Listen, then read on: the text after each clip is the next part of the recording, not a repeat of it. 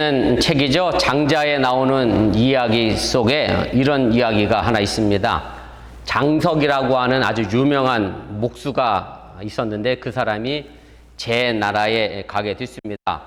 그런데 마침 길가에 사당에 있는 아주 커다란 나무를 보게 됐습니다. 그 나무가 얼마나 큰지 솥대를 다 덮을 정도의 큰 나뭇잎을 자랑을 했고, 둘레는 100아름 정도 되는, 우리가 한 사람이 한 아름이라고 얘기하니까 100사람이 둘레를 설 정도로 어마어마하게 큰 나무가 그곳에 있었고, 그래서 많은 사람들이 그 나무를 보려고 이제 시장처럼 부쩍댔습니다. 그런데 그 유명한 목수 장석은 그 나무를 돌아보지도 않고 걸음을 재촉하고 그냥 가게 됩니다. 함께 갔던 제자가 실컷 그 큰 나무를 이제 구경하고 나서 장석을 쫓아가서 이렇게 질문합니다. 제가 도끼를 들고 선생님을 따라 다닌 지가 한참이 됐는데 이렇게 제가 큰 나무는 본 적이 없습니다. 그런데 왜 선생님은 그 큰 나무를 쳐다도 안 보고 그냥 지나치신 까닭이 뭡니까? 라고 이렇게 물었습니다. 그랬더니 장석이 제자에게 이렇게 대답을 했다고 그래요. 저 나무는 아무런 쓸모가 없는 나무다 라고 이야기하면서, 저 나무로 배를 만들면 곧 가라앉을 것이고, 관을 만들면 곧 썩어 없어질 것이고, 그리고 문을 만들면 금방 깨질 것이고, 또 가구를 만들면 송진 같은 진이 흘러서 그 가구를 못 쓰게 될 것이고, 기둥을 만들면 벌레가 먹을 것이니 아무짝에도 쓸모없는 나무다라고 했다는 겁니다. 이 말을 들은 제자가 어떻게 그렇게 알고 계시느냐, 그렇게 판단하시느냐라고 물었더니 이 장자가 이렇게 대답을 했다고 그래요. 아무가 쓸모가 없으니까 저 나무가 저렇게 오랫동안 저렇게 크도록 아무도 베어가지 않고 그 자리에 그냥 서 있는 것이다 라고 대답을 했답니다. 장석의 제자는 나무를 보고 놀라고 감탄한 것은 그 나무의 크기만을 보았기 때문입니다. 그런데 장석이라고 하는 목수는 나무 크기를 본 것이 아니라 그 나무의 가치를 보고 판단을 했습니다. 그리고 그 나무가 가치가 없어서 오래 살게 됐고, 그러다 보니 그 나무가 클 수밖에 없었다라고 하는 원인을 봤다라고 하는 얘기입니다. 이 이야기는 우리가 무엇을 보고 판단해야 하는지 그 기준을 보여주고 있는 것이다 라고 할 수가 있습니다. 대부분의 많은 사람들은 크고 많고 화려한 것만을 바라봅니다. 그러다 보면 그 뒤에 있는 정작 중요한 것은 보지 못할 때가 너무 많다라고 하는 얘기입니다.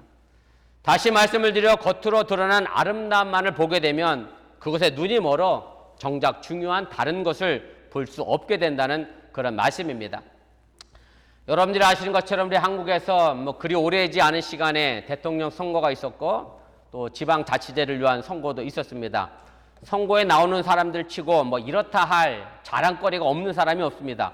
모두가 다 잘났고 똑똑하고 대단한 경력을 가진 사람들이고, 그러니 대통령 후보로도 나왔을 것이고, 도지사나 큰 도시의 시장으로 군수로 나섰을 것이라고 하는 생각이 듭니다. 그리고 나름대로 모두가 다 자신을 국민을 잘 섬겨서 더 잘 살고 더 좋은 나라, 부자 나라로 만들겠다라고 공약도 하게 됩니다. 그래서 후보자들이 잘 사는 문제를 들고 나오는 이유는 사실은 간단합니다. 왜냐하면 대부분의 국민들이 그걸 바라고 있기 때문에 그렇습니다. 제가 여러 번 말씀을 드렸지만 부자가 되는 것이 나쁘다라고 하는 것은 아니고요.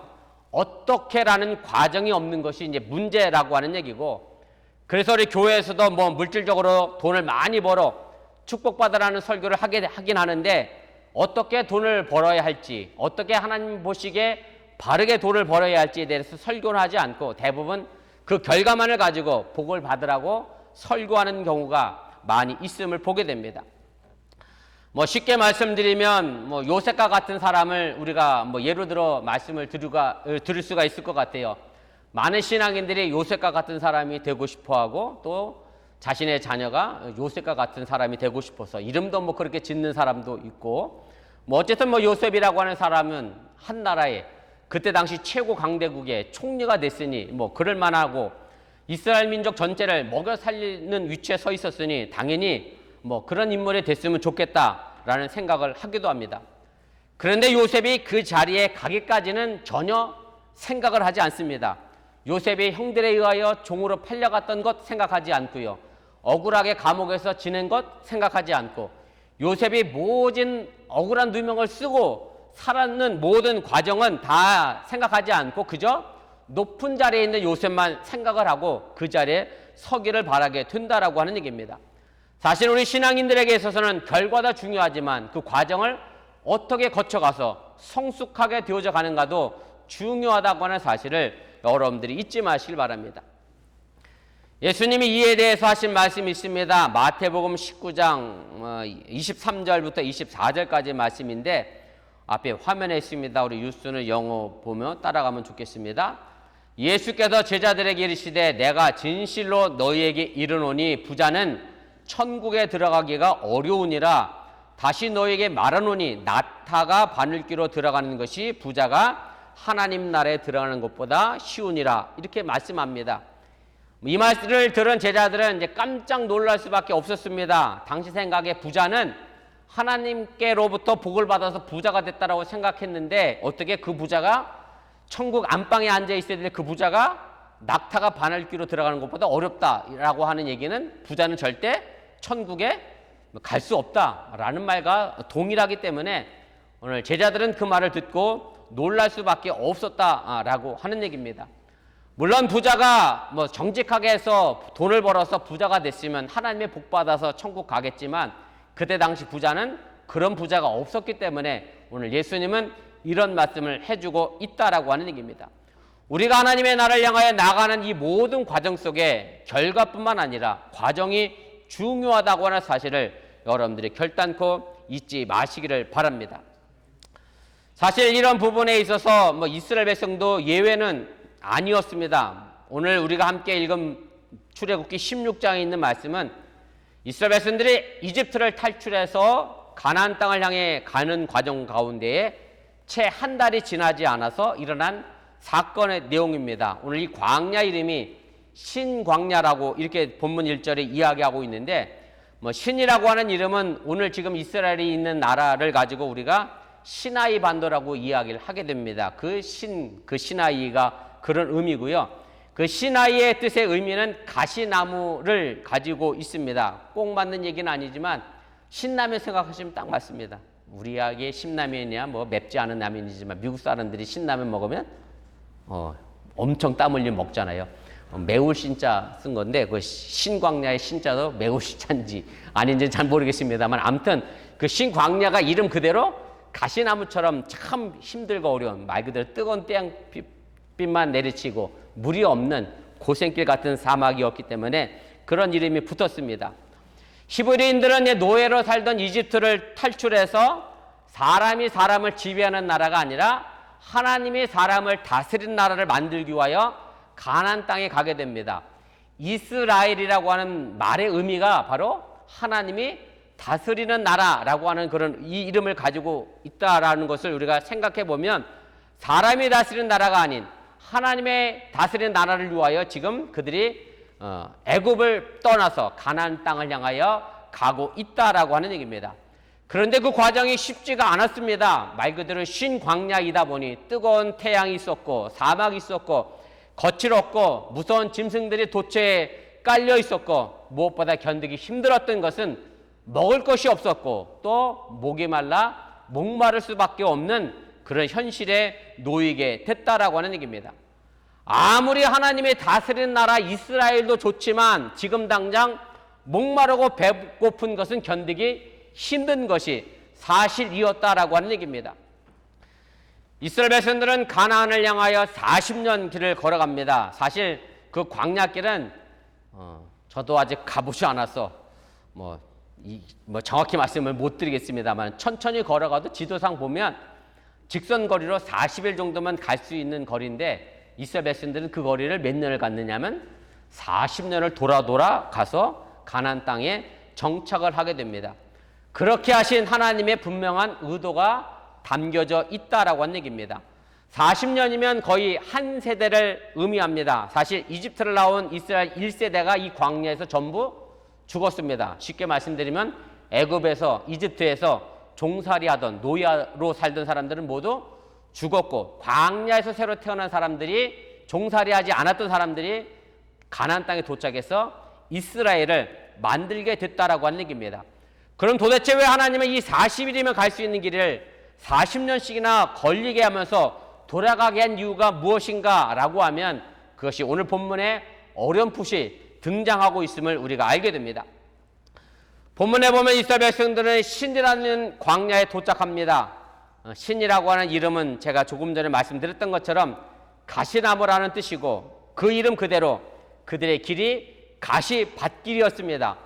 뜨겁게 내리쬐는 태양이 있었고 그 뜨거운 것을 피할 수 있는 그늘이 있는 것도 아니고 말 그대로 사막을 걸으면서 먹을 것도 없었고 마실 물도 없는 그런 상황에 놓이게 됐습니다. 그래서 그들이 불만을 말할 수밖에 없는 그런 상황이 놓이게 됐는데 단지 내가 배고프다, 목마르다 라고 하는 단순한 입으로의 불평이 아니라 아주 심각한 불평을 오늘 전해주고 있음을 우리가 보게 됩니다. 자, 여러분들 이해를 돕기 위하여 표준 세번역으로 번역된 것을 제가 읽어드리겠습니다. 앞에 화면에도 있으니까 함께 보시면 좋겠습니다.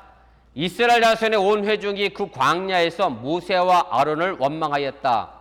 이스라엘 자손이 그들에게 항의하였다. 차라리 우리가 이집트 땅 거기 고기 가마 곁에 앉아 배불리 음식을 먹던 그때에 누가 우리를 주의 손에 넘겨주어서 죽게 했더라면 더 좋을 뻔하였다. 그런데 너희들은 지금 우리를 이 광야로 끌고 나와서 이 모든 회중을 다 굶어 죽게 하고 있다. 오늘 이스라엘 백성들은 배고픔을 불평하면서 차라리 노예로 살던 이집트에 돌아가는 것이 좋겠다. 노예로 살았지만 비록 노예로 살았지만 고기가마 옆에서 고기 배불리 먹고 실컷 먹었던 그 시절이 좋았다라고 이야기를 하게 됩니다. 그런데 과거 이스라엘 백성들이 이집트에서 노예로 살던 그 시기에 고기가마 곁에서 정말로 배가 터질 정도로 고기를 먹었느냐? 결코 그렇지 않았다라고 하는 사실입니다. 출애굽기 2장 23절에 보면 그때 당시에 노예 생활의 모습을 이렇게 표현했습니다. 이스라엘 자손은 고된 노동으로 말미암아 탄식하며 부르짖으니 그 고된 노동으로 말미암아 부르짖는 소리가 하나님께 상달된지라.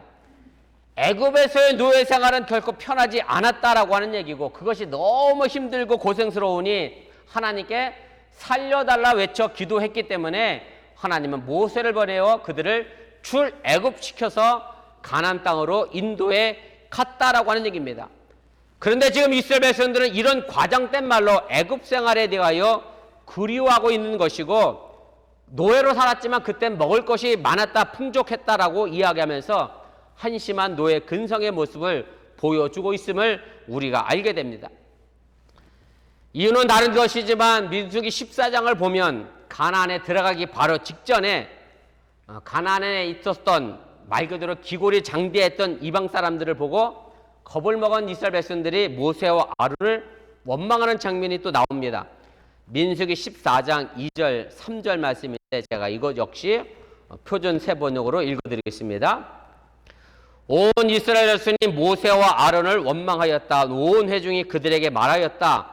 차라리 우리가 이집트 땅에서 죽었더라면 더 좋았을 것이다. 아니면 차라리 우리가 이 광야에서라도 죽었더라면 더 좋았을 것이다. 그런데 주님은 왜 우리를 이 땅으로 끌고 와서 칼에 맞아 죽게 하는가? 왜 우리의 아내들과 자식들을 사로잡히게 하는가? 차라리 이집트로 돌아가는 것이 좋겠다라고 이야기합니다. 이스라엘 백성들의 광야 40년은 사실은 불평과 불만이 가득 찼던 그런 40년이라고 해도 틀리지가 않습니다. 불평을 할 때마다 외쳤던 것이 뭐냐면 다시 이집트로 가는 게 낫겠다. 다시 가서 노예로 사는 게 낫겠다라고 하는 것이었다고 하는 것을 우리가 기억할 필요가 있습니다. 지금처럼 민주주의 사회가 돼서 아마 이스라엘 백성들에게 국민투표를 붙였다면 너희들이 결정하는 대로 우리가 결정하겠습니다. 아마 모세가 그 투표를 했어요. 그러면 한 몇 프로가 이집트로 가자고 그랬을 것 같아요. 아마 다 이집트로 다시 돌아가자. 아마 그렇게 나왔을 것이고 그러면 정말 이스라엘 백성들은 다시 이집트로 가서 노예 생활을 하고 있었을지도 모르겠습니다.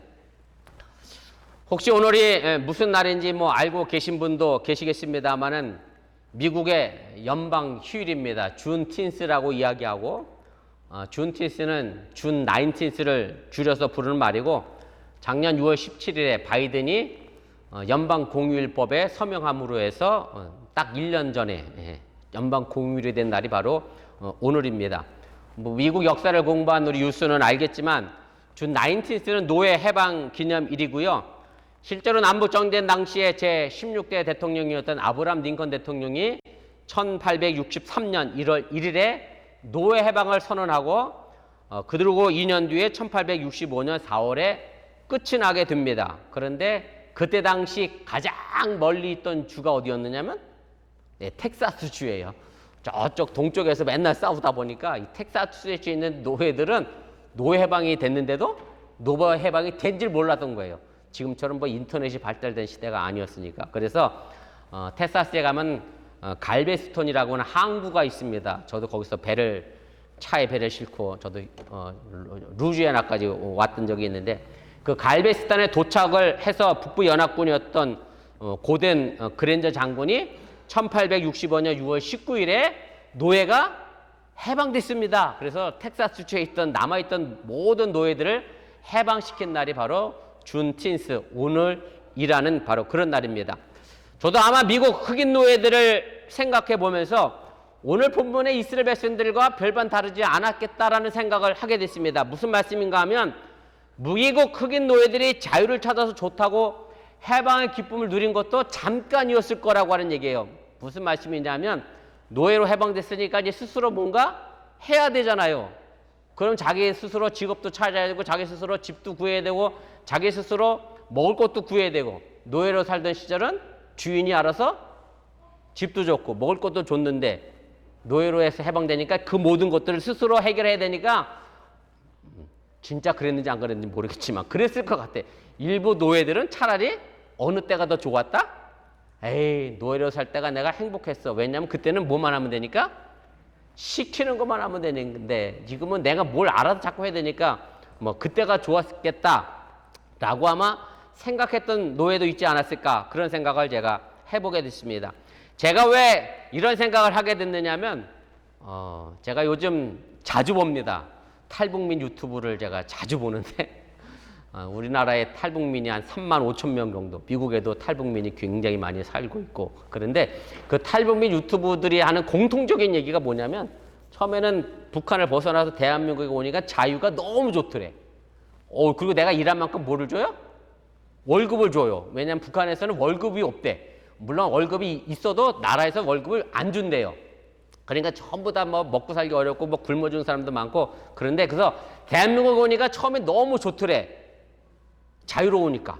그러다 보다가 얼마 지나고 나면 그 자유에도 한계가 생긴 거예요. 뭐냐면 자기가 뭘 하지 않으면 움직여서 일하지 않으면 먹을 게 안 생겨요. 그래서 북한은 김정일 시대까지는 그랬대네. 김일성 시대도 그렇고 나라에서 뭘 줬겠어요. 공산국가니까.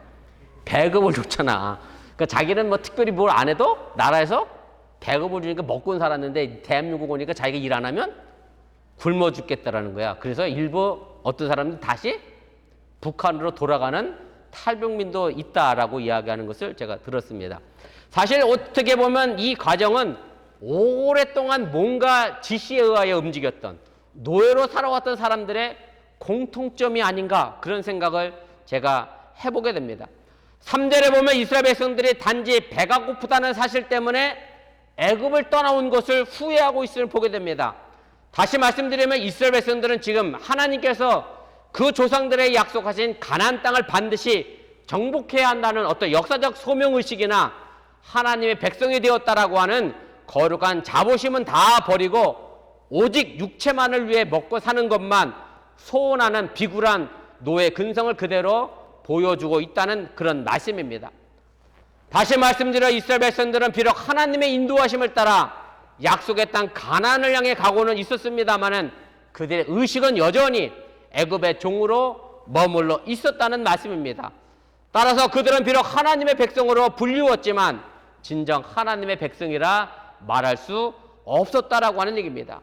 그래서 하나님께서 출애굽 1세대들 가운데 오직 여호수아와 갈렙만 빼고는 전부 광야에서 죽게 하셨고 여호수아 갈렙만 가나안 땅에 들어가는 것을 허락하셨음을 우리가 알게 됩니다.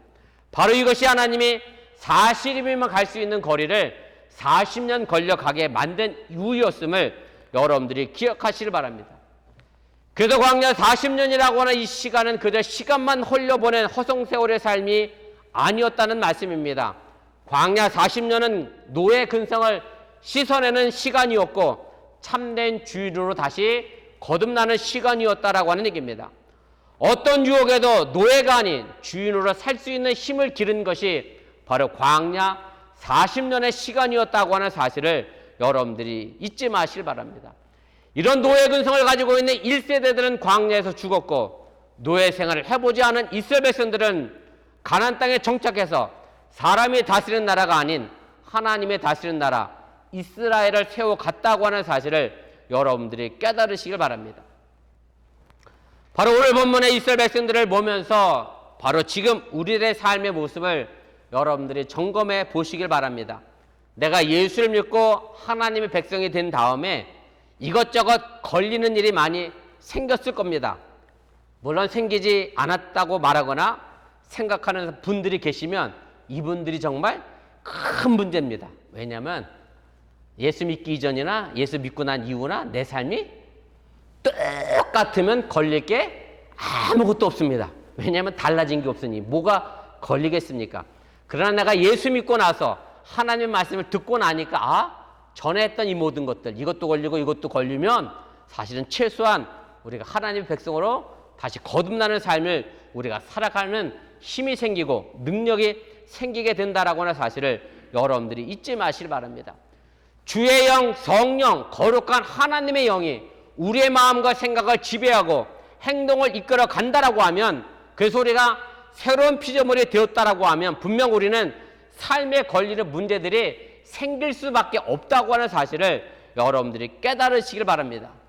그래서 내가 살아가는데 걸리는 게 많아졌으니 에이 예수 믿는 거 때려치고 원래대로 돌아가야지 라고 생각한다라고 하면 노예 생활로 돌아가겠다, 이집트로 돌아가겠다, 다시 북한으로 돌아가겠다 생각하는 탈북민들과 전혀 다르지 않다라고 하는 사실을 여러분들이 깨달으시기를 바랍니다. 참으로 안타깝게도 오늘날 많은 성도들이 그리스도인이라고 하는 이름을 가지고 있지만 그리스도인답게 삶을 살지 못하는 사람들이 너무나 많이 있음을 보게 됩니다. 비록 교회도 다니고 있지만 세상 사람들이 좋아하는 것을 똑같이 좋아하고 세상 사람들이 하는 일을 똑같이 하고 그래서 세상 사람들과 전혀 구별되지 않는 사람들이 많이 있다라고 하는 얘기입니다. 성경은 이 사람들을 가지고 결코 정상적인 성도라 말하지 않습니다. 제가 여러 번 말씀드렸지만 성도란 결코 교회에 출석하는 사람들을 가리키는 것은 아닙니다. 하나님을 주여 주여 부르는 사람을 이르는 말이 성도가 아니라고 하는 얘기입니다. 성도란 물과 성령으로 제가 지난주에도 설교했던 것처럼 거듭난 사람들이고 하나님으로부터 다시 태어난 사람들이고 그래서 마음과 영과 지식까지 새롭게 된 완전한 새로운 피조물들임을 여러분들이 믿으시기를 바랍니다.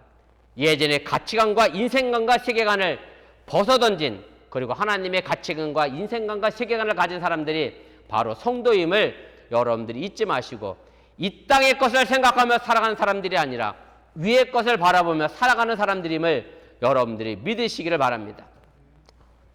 골로새서 3장 1절 2절에 이런 말씀이 있습니다. 너희가 그리스도와 함께 다시 살리심을 받았으면 위의 것을 찾으라. 거기는 그리스도께서 하나님 우편에 앉아 계시느니라. 위의 것을 생각하고 땅의 것을 생각하지 말라. 이 말씀 그대로 여러분들 위의 것을 바라보고 땅의 것을 생각하지 아니하는 그런 믿음의 삶을 살아갈 수 있기를 주님의 이름으로 간절히 축원을 드립니다. 우리 기도하겠습니다.